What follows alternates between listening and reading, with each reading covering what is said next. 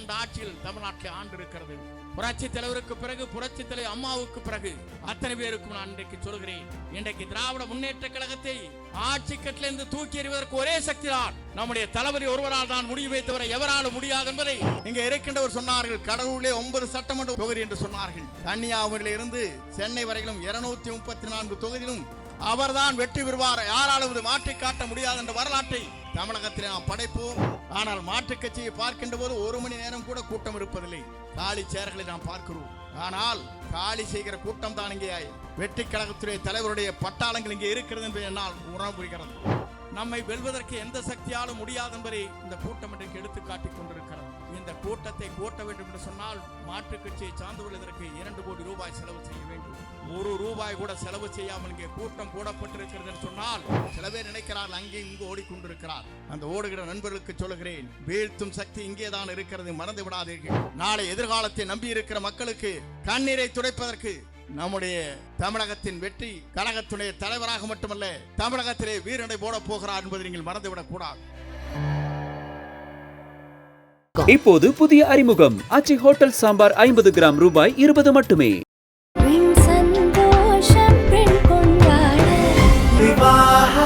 மணப்பெண்ணின் பிரத்யேகமான திருமணம் விவாஹா தி சென்னை சில்க்ஸ். 1972 என்னுடைய பயணத்தை துவங்கினேன். முதலே புரட்சி தலைவர் கோட்டைக்கு அவரோடு செல்லுகிற வாய்ப்பு எனக்கு கிடைத்தது. அதற்கு பிறகு புரட்சி தலைவர் அம்மா வழியில் கோட்டைக்கு செல்லுகிற வழி எனக்கு அந்த வாய்ப்பு கிடைத்தது. 45 ஆண்டு கால அரசியலுக்கு பிறகு என்னை தூக்கி எறிந்ததற்கு பிறகு என்னை தூக்கி பிடித்தவர் தான் தளபதி என்பதை இன்றைக்கும் நான் நெஞ்சத்தோடு எண்ணி பார்க்கிறேன்.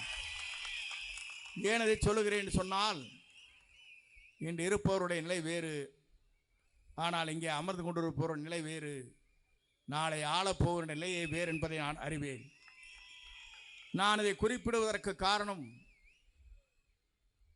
3வது தலைவராக நாளை ஆட்சி கட்டளை அமரப்போகிற நம்முடைய வெற்றி தளபதி தான் ஆட்சி ஆளப் போகிறார். நான் இதை குறிப்பிடுவதற்கு காரணம், எல்லா இயக்கங்களும் இருக்கின்றவர்கள் வியந்து போயிருக்கிறார்கள். நாட்டிலே நாம் இன்றைக்கு கடலூரிலே பேசுகிறோம், கடலாக மக்கள் இங்கே கூடியிருக்கிறார்கள். அனுமதி ஒரே நாள் தான். நம்மை வெல்வதற்கு எந்த சக்தியாலும் முடியாது என்பதை இந்த கூட்டம் இன்றைக்கு எடுத்து காட்டிக் கொண்டிருக்கிறது. ஏன் என்று சொன்னால், இந்த கூட்டத்தை கூட்ட வேண்டும் என்று சொன்னால் மாற்றுக் கட்சியை சார்ந்தவர்கள் இதற்கு 2 கோடி ரூபாய் செலவு செய்ய வேண்டும். 1 ரூபாய் கூட செலவு செய்யாமல் இங்கே கூட்டம் கூடப்பட்டிருக்கிறது என்று சொன்னால், இது தளபதிக்கு பின்னாலே இருக்கிற ஆர்ப்பரித்து வருகிற கூட்டம். இந்த கூட்டத்தை எவராலும் வெல்ல முடியாது. ஏனென்று சொன்னால், அதை சொல்வதற்கு காரணம், நம்முடைய கொள்கை தலைவர்கள் இருக்கிறார்கள். கொள்கை தலைவர்களை பொறுத்தவரையிலும் அஞ்சலை அம்மா அவர்கள் இந்த மண்ணிலே பிறந்தவர், இந்த நாட்டிற்காக தியாகத்தை செய்தவர். அவருடைய நினைவு நாள் இன்றைக்கு. அதைத்தான் எண்ணி பார்க்கிறேன். கடவுளே, அந்த நாளிலே நான் பேசுகிற நல்ல வாய்ப்பு எனக்கு கிடைத்தவனுக்கு கூறான கோடி நன்றி மலர்களை உங்களுக்கு நான் தெரிவித்துக் கொள்கிறேன். என்று எனக்கு முன்னாலே பேசியவர் சொன்னார்கள், தந்தை பெரியார், காமராஜர் அவர்கள், அதே போல சட்டமேதை அம்பேத்கர் என்று சொன்னார்கள்.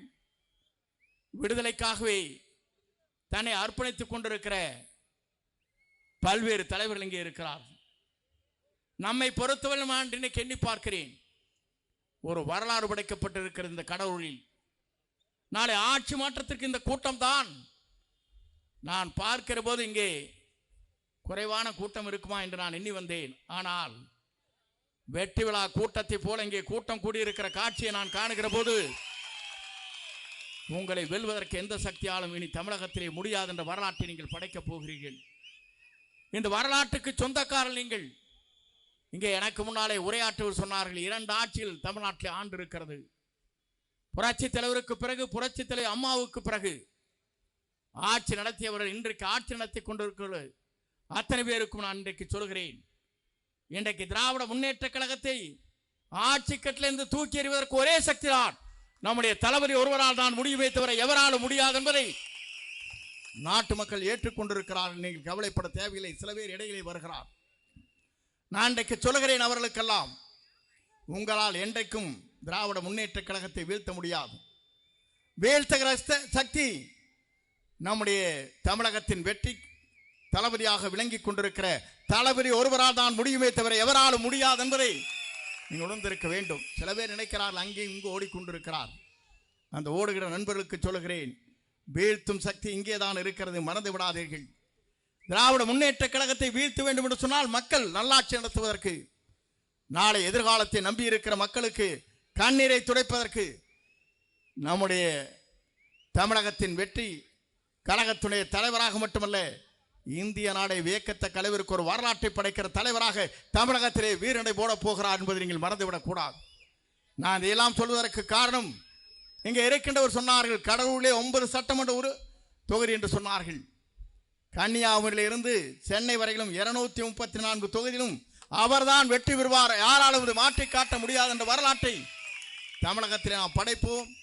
நான் எதற்காக சொல்லுவேன் என்று சொன்னால், காலத்தின் சூழ்நிலையை கருதி நான் உரையை சுருக்கி இங்கே பேசிக் கொண்டிருக்கிறேன். ஏனென்று சொன்னால், நீங்கள் 3 மணிக்கு இங்கே வந்தீர்கள். ஆனால் மாற்றுக் கட்சியை பார்க்கின்ற போது 1 மணி நேரம் கூட கூட்டம் இருப்பதில்லை. காலி சேர்களை நாம் பார்க்கிறோம். ஆனால் காலி செய்கிற கூட்டம் தான் இங்கே வெற்றி கழகத்துடைய தலைவருடைய பட்டாளங்கள் இங்கே இருக்கிறது என்பதை என்னால் உணர முடிகிறது. அதைத்தான் இங்கே சொல்லுகிற போது, பூட்டிய இரும்பு கதவை உடைத்துவிட்டு சிறுத்தியே வா, நாம் சொல்லும் வழிகளை கொள்கைகளை நீங்கள் முரசுகளாக கொட்டி வாருங்கள் என்று அழைத்து விடைபெறுகிறேன். நன்றி, வணக்கம்.